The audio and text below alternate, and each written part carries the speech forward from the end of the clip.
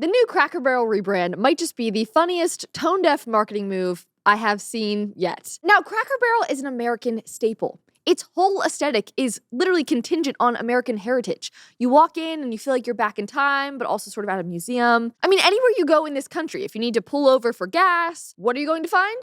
A Cracker Barrel. The literal restaurant itself is a staple in seemingly every state in this great nation. Now, before I show you the rebrand, if you haven't already seen it, this is just a bit of a reminder of what it used to look like, what the good times, the old times were like. So you walk in, you got the shop on one side with all the fun little knickknacks that you play with while you're waiting to get your seat. And then when you walk in and actually be seated, it looks like this. It's dark, it's cozy, there's always a fireplace, there's a bunch of random things on the walls that essentially you could just kill time looking at every little thing hanging in the walls because it would just entertain you. That's what I did as a child. Hey, can we get a table not directly under the horse castrator?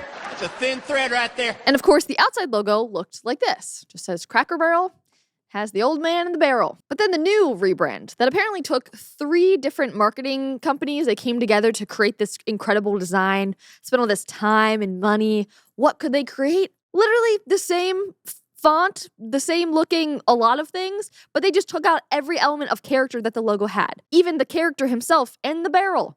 And even the fun little bean shape that I don't really understand, but it's just really sad. And no one likes it. Not a single person, which I'm going to get into. But what made it even worse was the fact that they were also rebranding and redesigning the inside as well, the iconic inside. So here's a photo from the inside of one of the new ones. There's very few and far between right now that have been renovated, but it sounds like they're going to do it to all of them. Just sad. Like, what is even on the wall? It's like buckets, but rather than just being strewn about like they were at the old one, the buckets are like abstract art hanging on it just looks dumb. What kind of place is this? Cracker Barrel has officially announced their new redesigned restaurants, and they are losing customers fast. Okay, so they still have this store. I was going to ask about that, but I see the store in the background. This is what a Cracker Barrel restaurant normally looks like. However, because of the new redesigns that they just announced, this is now what Cracker Barrels look like. We have some sort of pictures on the wall. We also have some rolling pins, and everything is just painted white and doesn't look good. It's the classic whitewashing of every vintage thing in America. Just add some white on it. This is also really funny because right now, maximalist style is coming back. So literally the aesthetic of Cracker Barrel, while maybe it was not in fashion for the last,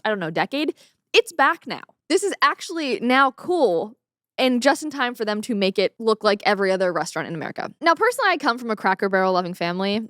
Went to this many, many times as a child. And so when my dad first heard of this, he was like, it's not a huge deal. Okay, maybe the sign changed. That's annoying, but whatever. Then he heard the inside was changing.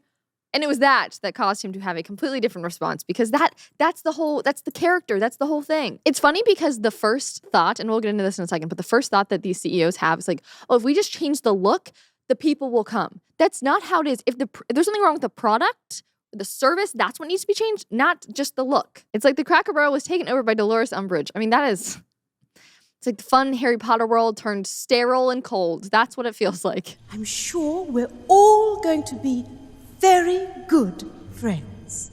That's likely. Redesigned table peg game to match Cracker Barrel's new modern look. It's just 3, so you just go back and forth. If you know, if you've been in a Cracker Barrel, you know what that is, but that is very sad. And wouldn't be surprised if that happens next. But this is not just a left-right thing. Even the Democrats apparently hate the new design. It's just that iconic photo and it says, we think the Cracker Barrel rebrand sucks too. Okay, so we're all in agreement.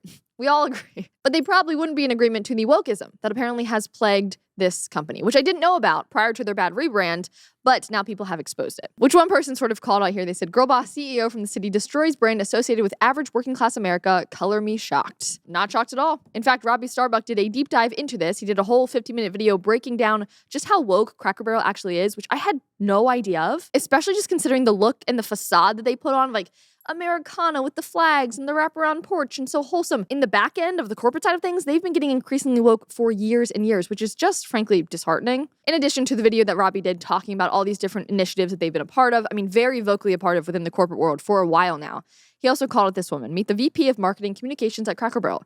Any questions? Their HQ is filled with woke activists who won't ever understand their actual customers. Brand Destruction 101. And I think that proof of that comes then in the rebrand. While the rebrand itself, the specific graphics, are not suddenly woke versus unwoke, it's what's happening in the background that only leads to the fact that they do not know their customers. Because that was what we loved about Cracker Barrel. The food is not even all that good. The vibes are strong. They were, at least.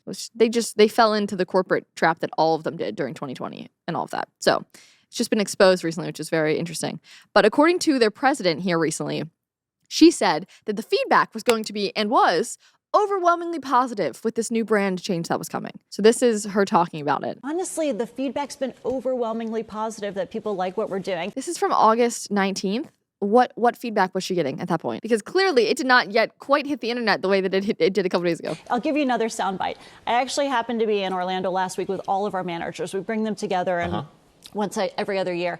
And the number one question that I got asked, Michael, was, how can I get a remodel? When can I get a remodel? How do I get on the list? Oh, really? He's like, really? You sure about that? I wonder if he saw it yet when he was talking to her. Because the feedback and the buzz is so good, not only from our customers, but from our team members. They want to work in a wonderful restaurant. So I feel like it's just from the team members and probably the corporate team members that we were just discussing.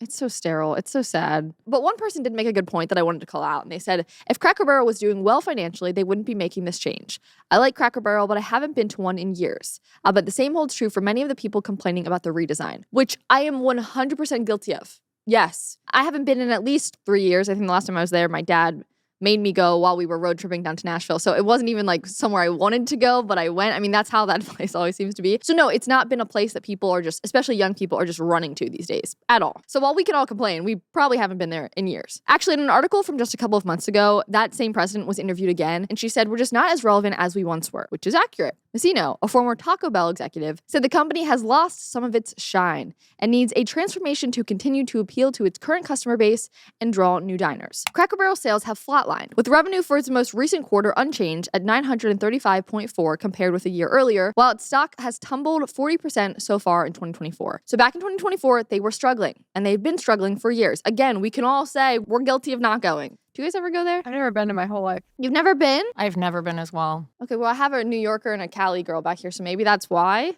Is it not big there? I don't remember ever seeing one. I was going to say, in California, I don't remember having ever seen one. We had one within a 30-minute drive. I have one currently within like a 3-minute drive of me still.